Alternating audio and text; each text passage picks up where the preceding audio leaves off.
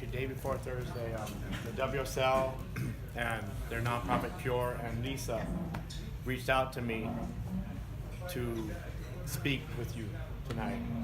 And I was supposed to go home the next morning at 5 a.m. I'd already been away for a while, and I've never traveled without my family, so I really wanted to go home. But my wife and I talked, and we decided it's much more important to be here with you tonight. My daughter was barely standing up when I left, and she took her first step the last 4 days while I was here waiting to do this. Actually, I was in Morocco, but I'm here for you guys. I got to go on a little vacation in between.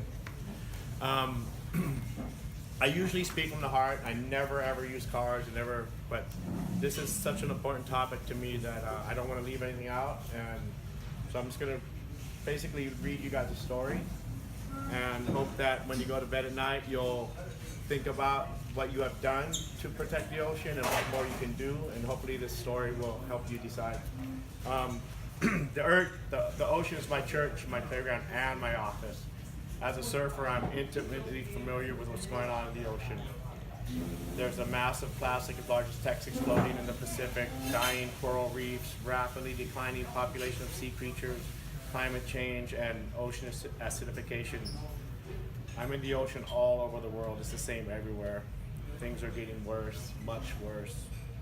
I'm here tonight because the governments represented here have the opportunity to turn the tide to the ocean and for the planet. You are negotiating a new treaty that will determine the future for 2/3 of the ocean. The ocean knows no boundaries. What happens in one part of the high seas affects the whole ocean. The good news, it's not too late. We have the chance to put strong conservation rules in place that give the ocean a fighting chance. There are things we are doing to protect it and restore the ocean. I've seen the success with my own eyes.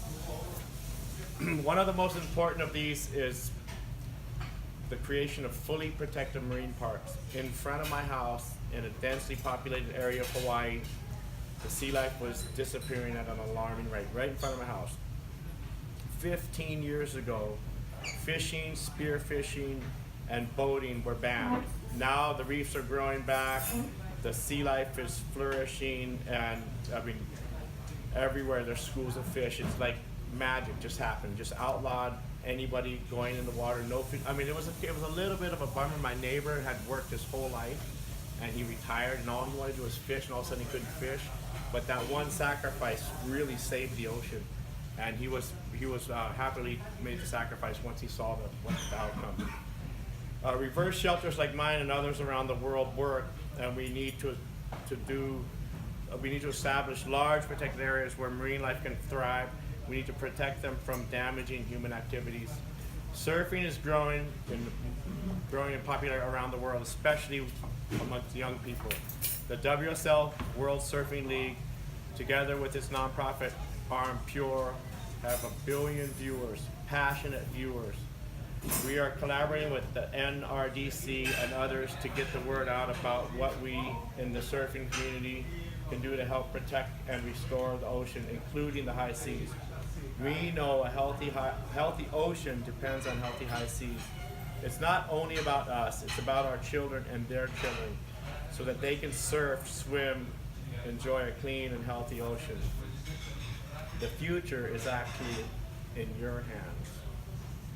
You can make a difference. You can be the difference. You can be the change. You can be the solution. Together, we can win these battles and make the world a better place. We are not perfect, as I said in my video. We don't have it all figured out, but I do know, as sure as I'm standing here today, everything is possible, and together we can turn the tide for the ocean.